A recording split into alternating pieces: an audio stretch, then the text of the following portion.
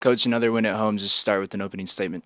Yeah, first I would say credit to New Orleans. I thought the way they finished the first half, the way they came out of the gates in the second half, um, they played harder than us, um, and that's kind of what happens when that does happen.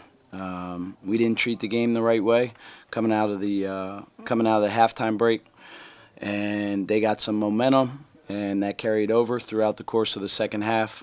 I was proud of the response once they got it down within single digits, but we need to be better. We need to mature in some areas. Can't let a team score 45 points in the second half on your home floor. And as I said, I'm going to never give a win back. We're going to be proud and happy that we won tonight. But I'm also excited that we get to turn the page quick and compete again on Wednesday, because I think once we watch the film, there'll be a lot of things that we want to clean up. But proud of the response. I thought Marcus made some big plays down the stretch. We just have too many gaps in the game where we kind of lose focus on either end of the ball. And that'll be stuff that we address through film tomorrow. Can it be a challenge psychologically to stay locked in to the moment when you look up and right away it's like 11-0? That seems like it can be something that kind of can turn you lackadaisical. Yeah, I mean, it's funny you say that. We talked before the game about kind of finding the game within the game, and if you want to be the team that we all desire to be, and I think we are going to be, there's always ways to challenge yourself within a game, whether you're down big, whether you're up big, whether it's a close game. And we've talked about, really valuing every possession. Every possession matters. And we've shown stretches where we've really embraced that. We've had stretches where we kind of lost our way, and we're going to just kind of keep chopping wood and continuing to preach that message to our group.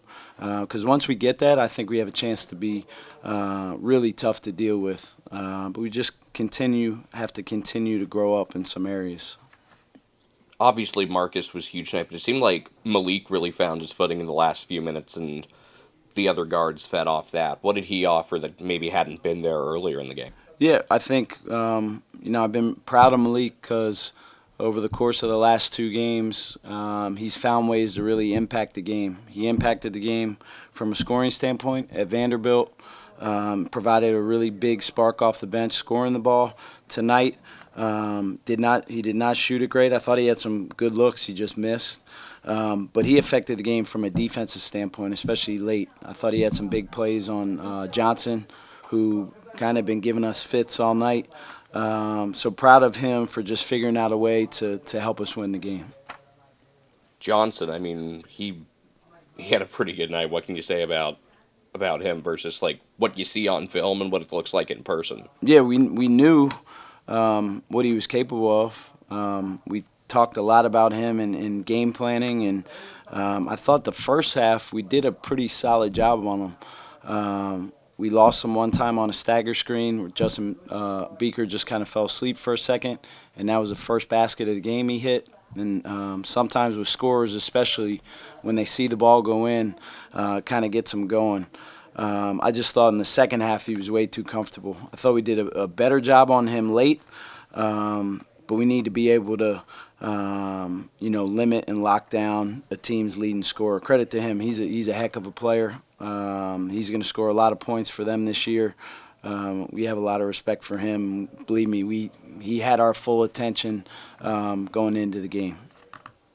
Jonathan, it looked like he did something to his ankle. First off, the time without him, what does that say about his value? And then, what was he able to do to get back in there and finish this one out? Yeah, he's invaluable to our team. When he is out of the game, we need to figure out how to operate on both sides of the ball a little bit better. I was proud of him for spraining his ankle pretty bad. Casey, our trainer, did a great job of taping him up quickly and getting him feeling okay where he could come back in. I put him back in the game, and he looked like he was hobbling a little bit and pulled him out. And I think then maybe the adrenaline started going. The second time I put him back in, I thought he looked much more like himself and finished the game and made some big plays for us down the stretch. So hopefully he's okay. He's going to obviously be doing a lot of treatment with our trainer. But he affects the game in so many ways. Can fill the stat sheet up. So proud of him, and still know that there's still more in the tank. He's capable even more. Any idea about the status for him or for Ryan moving forward? Ryan is day to day, having suffered a concussion, so he's day to day, and he's already in his concussion protocol. And we're going to let the trainers and the medical staff handle all that. But he seems to be progressing pretty good. Jonathan, we'll see. I know he's in the training room right now, so. We have some great medical team here with Casey and our doctors, so I'm sure they'll be busy here over the next 24 hours trying to get him healed up, hopefully, and ready to go on Wednesday. Marcus, one of his biggest scoring games yet. He's had stretches where he's been part of a really strong group, been in big runs, but has he really had a game like this where he's just been that guy from start to finish? Not since he's been here. I think he did some of that when he was at Wyoming, and showed that he can really take over a game. I think there were stretches in games last year where he had some big scoring runs, but I don't think any time has he done it, played the minutes that he's played, shoot 21 times, shoot a good percentage from the field, make his free throws, and really made a lot of key winning plays from an offensive standpoint late. And I don't want him to defer. I want him to be consistent throughout a whole game, and I'm on him more on the defensive side of the ball, and he's grown up a lot on that side of the ball, but needs to continue to take steps and really become a two-way player for us.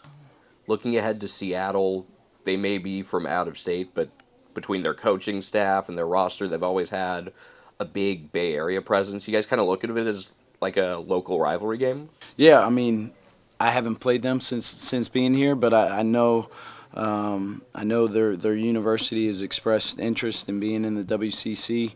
I know they have some city college kids. I know they have some local kids, and I know they'll be excited to play the game on Wednesday. They've had a little bit more rest than us, so we need to get our rest and have a great day of preparation tomorrow, because we know they're a well-coached team, a team that plays extremely hard. We have a lot of respect for them, and we'll be ready to go on Wednesday night, but we know it's going to be a tough game. Coach, circling back to Marcus, just talk about his journey. He passed 1,000 points for his career tonight. Just what does that mean to you and specifically to this program? Yeah, I'm really proud of Marcus's growth, not only as a player, but as a person, as a student. He had some things that people may have qualified as red flags before we took him here, and we really did our due diligence in terms of getting to know him as a kid, and developed a really strong relationship with him. And I believe in him, and I think he's an example of when you really invest in a player. You coach them hard, you hold them accountable, but you love on them too. You can see the results, and he's by no means close to where he can get to. He's figuring out what it means to be an everyday leader, how to talk right all the time, how to lead a group, how to make sure a locker room is ready to go. But I'm really proud of his growth as a kid. I bet you knew it somewhat before the season, but the world's kind of starting to see Mobo as a Swiss Army knife. Last few games specifically, he's been passing the rock at an exceptionally high rate. Just what does that side of the ball mean to him? I think we're still learning about him as a player and figuring out the best positions to put him in. The last two games, we've kind of used him as a point forward and let him really initiate offense, and that's why he hasn't been getting as many field goal attempts. But he has, I think, 16 assists in the last two games. So you have a five-man who can facilitate and score and rebound at the clip he rebounds and guard his position. I don't know of a more versatile big guy in the country than him. And we want him to continue to push the envelope and develop in some areas. I think he can stretch the floor. He hasn't shown that yet, but we've been developing that with him. He's shooting way better from the free throw line. So I'm excited about what he can do for our team and for himself going forward.